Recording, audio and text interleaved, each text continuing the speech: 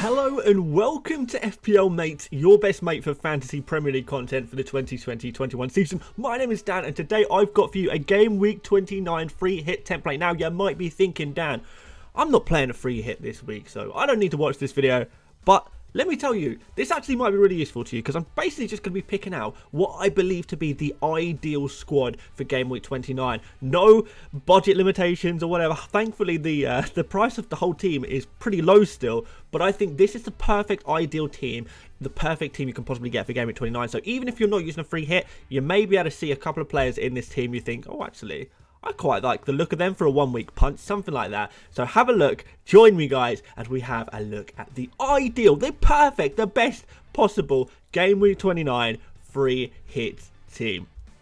So here we are, here is the pitch ready to be filled with players. If you do enjoy this animated style video, if you're not done already, please do click the subscribe button. Really helps out the channel and I promise you won't regret it. And of course like the video if you appreciate my stuff. So you can see the team value on the left hand side is 99 million. 99 million, that's pretty cheap, but even so, like I said, I've picked the best possible players. So pretty much anyone's going to be able to achieve this free hit team if you do have the free hit. Even the bench is going to be a little bit expensive, which is fine because we do have enough budget to do it. So let's get straight in and start off our goalkeeper, and our goalkeeper is Sanchez. Now, it feels a bit strange saying Sanchez because usually, what goalkeeper are we going for? Every single wildcard draft, free hit draft you ever see, always have Martinez in goal. But actually, I quite like the look of this one. I quite like the look of this Brighton versus Newcastle game. Newcastle kind of missing some of their key attacking players. Maybe Wilson comes back in this game. But Wilson on his first game back, I don't know if he's going to be at full strength. You know, with Almiron missing, Alan Saint-Maximin missing, that's going to be a little bit problematic for Newcastle. Newcastle not exactly famed for scoring a lot of goals. And you know what? I've heard a few people say like, oh, this is a really important game for Newcastle. They're really going to want to win this game. But Newcastle's way of winning a really important game is by, you know, nicking a goal and not throwing everything at it. It's not like Newcastle aren't going to suddenly change their tactics to their Steve Bruce ball. It's not suddenly going to be ultra attacking football. It's not. So Brighton, a team that is very, very good statistically, underlying stats defensively anyway, you know, we're talking sort of literally one of the best defensive teams in the league on underlying stats. And fair enough, the last few games they've been a little bit unlucky with the goals they've been conceding, but before that they're keeping clean sheet after clean sheet after clean sheet. They really are a strong defensive team, whether you want to believe that or not. They kind of are. So definitely worth going in for a Brighton defender, at least one, and Sanchez seems like a good place to start. So let's move on into defense. We're going to start off with Reguilon. Now, I'm making this video before I've watched the Europa League games. However, I do know that Reguilon is not starting for Spurs tonight. So as that stands, kind of means that Reguilon rotated out of the team for Europa League, fit and fresh, ready for the Premier League game. That's usually how it works with Spurs, so we can be pretty confident that Reguilon's going to start. Now, Aston Villa without Jack Grealish, and we don't really know the full fate of Jack Grealish quite yet.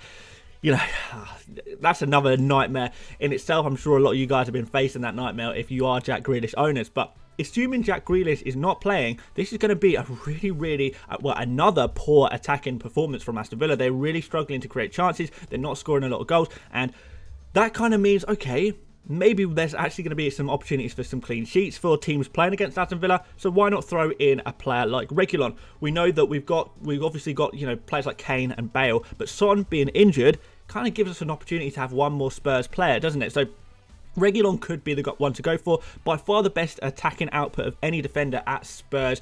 And, you know, the fact that he's not playing in the Europa League strongly suggests he is going to be playing. So we can be fairly confident that we're going to get a nice 90 minutes from Reguilon, or at least enough minutes to get yourself a clean sheet and hopefully an attacking return as well. So let's move on to Stuart Dallas. And the reason we're going for Stuart Dallas is mostly because Fulham as a fixture is a really good fixture for a defender. Now, I know we don't typically think of Leeds as an amazing defensive team. They concede a few goals, fine, but they have actually kept a few clean sheets in the not so distant past. Sort of 2 clean sheets in the last 5 games. I'm not saying they're a massively improved defensive outfit. They're not at all, but they have shown a little bit of upturn. And Fulham are a team that does really struggle to score goals. They're sort of one of the worst attacks in the league, generally speaking. So with that said, we can target them with a defender, and we'll go for Stuart Dallas. And although Leeds are not amazing defensively, what we do know is that even if Dallas doesn't necessarily get a clean sheet, there is also opportunities for goal returns. He's scored a fair few goals already this season, a fair few assists as well. He often plays in midfield. In fact, he'd probably be playing in midfield in this game as well. So that's really nice to see. So that is, you know, a couple of different reasons to bring in a player like Dallas into your free hit team, and maybe even for a couple of game weeks punt as well, because Leeds of course play Sheffield United next game week. But anyway, let's move on to Lewis Dunk. Now, I've spoken a little bit about Lewis Dunk already this week, hyped him up quite a lot, and for good reason. I really do like the look of Lewis Dunk for this game week, and I've said this before, but in case you've not seen previous videos I've made this week, I'll say it again. Newcastle concede an average of 4 headed chances per game. That's insane. That is by far higher than any other team in the Premier League. Lewis Dunk is a headed goal extraordinaire. He scores headers. He loves to score a header. So that is going to be a really good opportunity for Lewis Dunk to get a headed goal. And of course, we already spoke about the idea of Brighton having a pretty good chance, actually, of keeping a clean sheet against Newcastle. And I do think they do have a pretty good chance. So I know you can't expect a goal from a defender, a centre-back necessarily, but it is nice to think that there's a good chance of a clean sheet and a headed goal. It could be a really good chance of getting something there. So let's move on anyway into midfield. We're going to start you off with Aubameyang. Now, I said before that I don't really fancy Aubameyang as a permanent transfer, but on a free hit where you pretty much got a limited budget because the rest of the team is so cheap, because there's not really many premiums going round. There's not really many premiums to choose from. So that means we can bring in someone like Aubameyang and not really worry about the price, because the price was always the biggest turn off for me with Aubameyang. Now, Aubameyang is starting in the Europa League. What this means for the Premier League game, I'm not 100% sure. There has been a little bit of rotation with Aubameyang recently in the Premier League, just because the Europa League has been prioritised for Arsenal. So if you are going for a player like Aubameyang, please do be very, very aware that you're accepting a risk that Aubameyang may not start, or if he does start, maybe he doesn't play a full game. That's kind of the risk you take. That's kind of up to you. It is a tough game. It's a fairly important game, so I do think the chances of Aubameyang starting are more than 50%, but it's not really near 100% for me, so just be aware of that. But unlimited budget, a strong bench, I think you can afford to do it on a free hit. So moving on to Gareth Bale. Been in really good form recently. Sort of after Harry Kane, he's been the star, I guess, of this Spurs side recently. Now, you know, it's a bit of a shame that Son has been injured, but Bale, arguably a slightly better option than Son anyway. The only kind of difference is that maybe Bale's play time is a little bit more limited, but we do expect him to play in this game, I would say. Anyway, so he's going to be another one of the very, very few premium players you can go for this game week. And I think, you know, when there's so few premium players, you just buy them all for a free hit in a game week like this. So he is going to probably have a good chance of getting goals.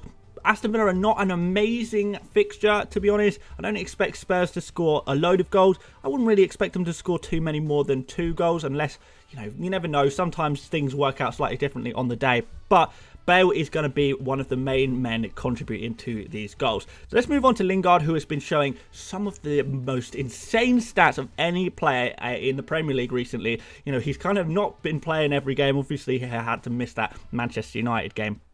He didn't have a double game week a couple of weeks ago when we were all focused on double game week players. But now we really like the look of him. He's against Arsenal. Lingard does, I don't know, I feel like he'd really like a goal against Arsenal as well.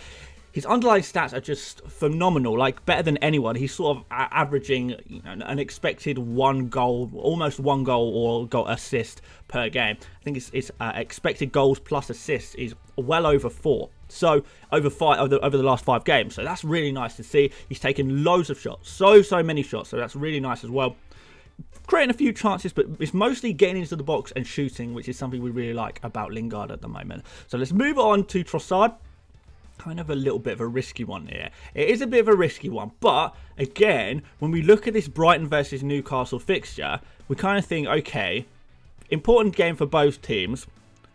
Brighton probably the better side, I would say. I don't know, you might disagree with me on that one, and fair enough, you know, you can swap Trossard out for someone else.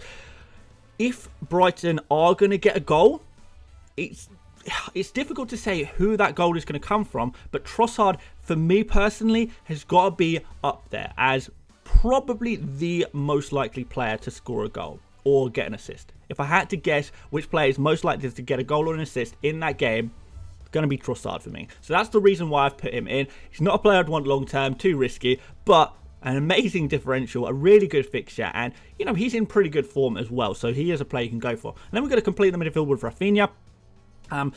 Rafinha is just still creating an absolutely incredible amount of chances. I don't think there's anyone in the Premier League who is creating quite as many chances as Rafinha. He is just the chance creation machine right now. You know, corners, free kicks, open play. He's taking shots as well. His underlying stats are absolutely phenomenal, similar to Lingard, but I would say more on the creative side that Rafinha is looking really good, and I just love watching him play it as well. So Fulham is not an amazing fixture, particularly Fulham away. Fulham are a good defensive team. Fulham are kind of strong defensively, but weak in attack. So they're a team you would target with your defenders rather than necessarily with your attackers. Now, that's going to upset a few people because I know a lot of people do have the idea in their head that Fulham is just a bad defensive team. But, you know, you can look at all the underlying stats in the world. You can look at the overlying stats. You can see how many goals they concede game by game. Not very many. I know they conceded a few against Man City, but that's Man City. Aside from that, they've been pretty consistent with only sort of conceding one goal at the most.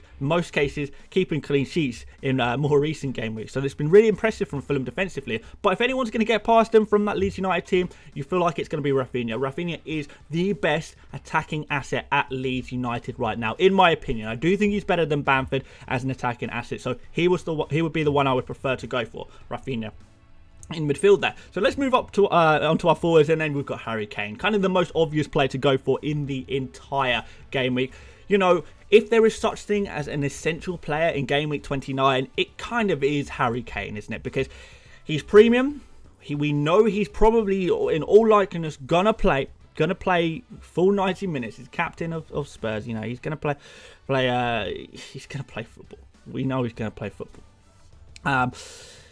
We like him a lot. He gets goals. He probably was kind of unlucky not to get a goal against Arsenal last game week. But, you know, as an Arsenal fan, I was kind of happy about that. But he is kind of the key man there at Spurs. And, you know, when we talk about who is most likely to score in this team, it's Harry Kane. And when you look at that from different teams, you know, maybe when you go to Arsenal, even though Aubameyang is the premium option at Arsenal, it's kind of like, actually, is he the most likely player to score? I mean, probably, but it's not as clear as with someone like Harry Kane, whereas Spurs can only have these couple of players, really, not that many players who consistently get goal returns, and that's kind of reflected in the points total of the players at Spurs. It kind of goes Kane, Son, and then, you know, there's 100-point difference until you get to the next most high-scoring player. It really is insane. So Kane is kind of a super obvious pick in this game week, and pretty much any game week, to be fair, at the moment. But he is going to be probably the first man on the you know, team sheet for you. If you're making a free hit, put Kane in first, and then you can kind of build around that. And we're going to finish off the team with Antonio. I just kind of quite like the look of Antonio in terms of strikers. The other striking options, no one really stands out to me. Do I want to go for Bamford? I mean, maybe. I do prefer West Ham against Arsenal in terms of who's more likely to score more goals. I think West Ham are more likely to score goals against Arsenal than Leeds are against Fulham, for example. So that's why I prefer Antonio over Bamford. I could say a similar thing about, you know, Morpay, who I just don't trust at all. And if you guys have followed my channel for a while, you will know full well why I don't trust Morpay in my team at all. And what other options are there? Maja, he's kind of not really been in the league long enough. And yeah, I'm not really sure I trust Fulham attacking wise, full stop. And Antonio's stats look pretty good as well recently, so I think he rounds off the team quite nicely. So there's the starting 11. Let's get up the bench quickly. So I'll tell you what I've got on the bench. So I've got Areola against Leeds. That's kind of just because, you know, we can pick any goalkeeper in the world.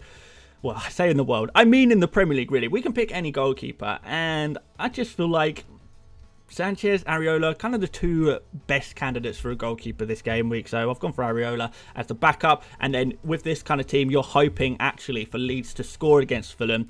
You're hoping for, you know, clean sheets for basically Leeds and clean sheet for Brighton as well. You're kind of going all in a little bit. But yeah, that's kind of the thinking behind this free hit team. And you're not really too conflicted. You know, if you had started Areola in goal and then you've got Rafinha and Dallas, you'd kind of be hoping that Rafinha and Dallas get goal contributions, but at the same time you'd have Areola, so it's kind of hedging your bets a little bit, but hedging your bets doesn't give you the opportunity for the maximum amount of points. So that's why Areola's on the bench. I've got Bamford there because, like I say, I do prefer Rafinha in terms of a Leeds attacker. I do prefer Antonio in terms of a second, your second choice for a forward. And then we've got Cresswell, just a good option, but, it's a difficult game for Cresswell against Arsenal, both in attacking-wise and defensive-wise.